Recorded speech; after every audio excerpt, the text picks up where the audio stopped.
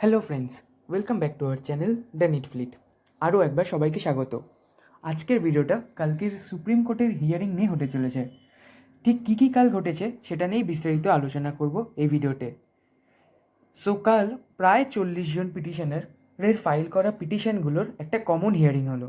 মানে সব পিটিশনারদের দুটো সাব গ্রুপে ডিভাইড করে কিন্তু হিয়ারিংটা প্রসিড করলেন honourable chief justice of India DY Chandrachud. পিটিশনাররা কোয়েশ্চেন রেজ করেছে সিজিআইয়ের সামনে, কি করে এক লাফে এই বছর 67 জন টপার পাওয়া গেল, ওয়াইল 2023 বা 2022-এ এতটা টপার ছিল না। নেক্সট তারা বলেছেন বিহার পুলিশের ইওইউ বা ইকোনমিক অফেন্স ইউনিটের রিপোর্ট অনুসারে পাটনায় পেপার লিক হয়েছে। এটা যখন clear, then why this exam is still not cancelled. Thirdly, various electronic মিডিয়াতে ডিজিটালি পেপার লিকের কেসটাও তারা তুলে ধরেছেন সিজিআইয়ের সামনে। তাছাড়া 5টা সিটি ইনক্লুডিং পাটনা, দিল্লি, মহারাষ্ট্রের মতো আরও দুটো আছে, আমার এক্স্যাক্টলি এই মুহূর্তে মনে পড়ছে না, তো এই স্টেটগুলোতেও স্ক্যাম হয়েছে ভাস্ট পরিমাণে। এছাড়া নিট পরীক্ষার রেজিস্ট্রেশন প্রসেসে কেন এক্সট্রা দিন দেওয়া হয়েছিল তা নিয়েও প্রশ্ন তুলেছে পিটিশনারদের লয়াররা, যেখানে অলরেডি রেজিস্ট্রেশন উইন্ডো অফ হয়ে গিয়েছিল আগেই।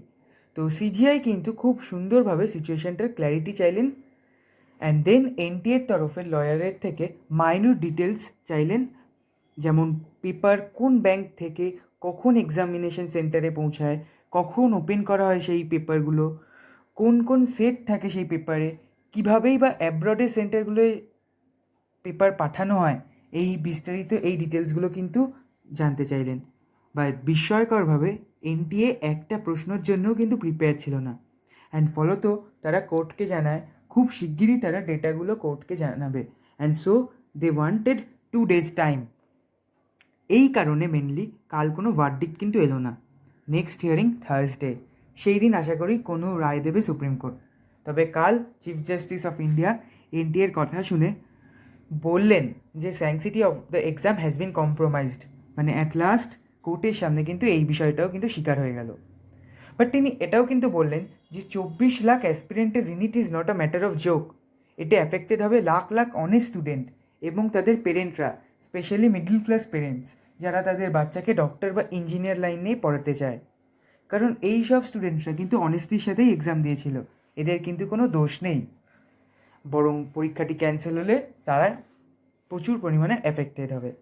গভর্নমেন্টের উদ্দেশ্যে আবার তিনি বললেন তারা যেন সিবিআই তদন্তের রিপোর্ট সুপ্রিম কোর্টকে জমা করে, অ্যান্ড তারা যেন সুপ্রিম কোর্টকে জানায় লিক বা স্ক্যাম কোথায় কোথায় হয়েছে এবং সেই সব লিক ট্রেসেবল কিনা, সেই সব লিকের সঙ্গে যারা জড়িত তাদের সবাইকে সেন্ট্রাল গভর্নমেন্ট ধরতে পারবে কিনা, এই বিষয়টাই কিন্তু সুপ্রিম কোর্টকে অবশ্যই গভর্নমেন্টের তরফ থেকে জানাতে হবে।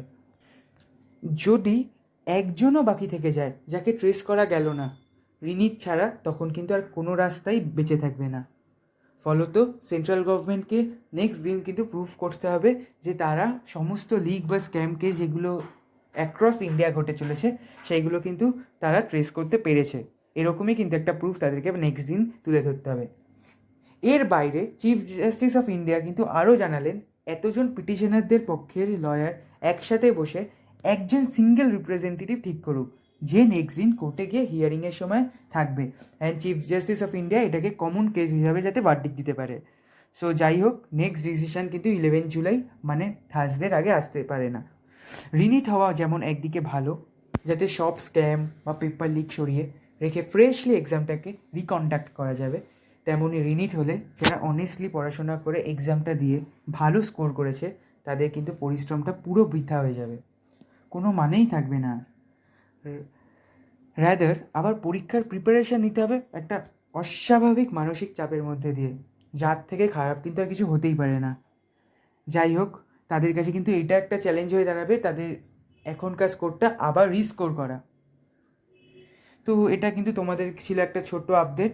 ভালো লাগলে সাবস্ক্রাইব করো চ্যানেলটাকে, অ্যান্ড আমাদের সঙ্গে জুড়ে থাকো আরও আপডেটের জন্য। তোমরাও জানাতে পারো তোমাদের মতামত ইন আওয়ার চ্যানেল, ওয়েদার রিনিট হবে নাকি অন্য কোনো সলিউশনের মাধ্যমেই প্রবলেমটাকে সলভ করা হবে। যাই হোক, আবারও খুব শিগগিরই দেখা হবে নেক্সট ভিডিওতে। Thank you.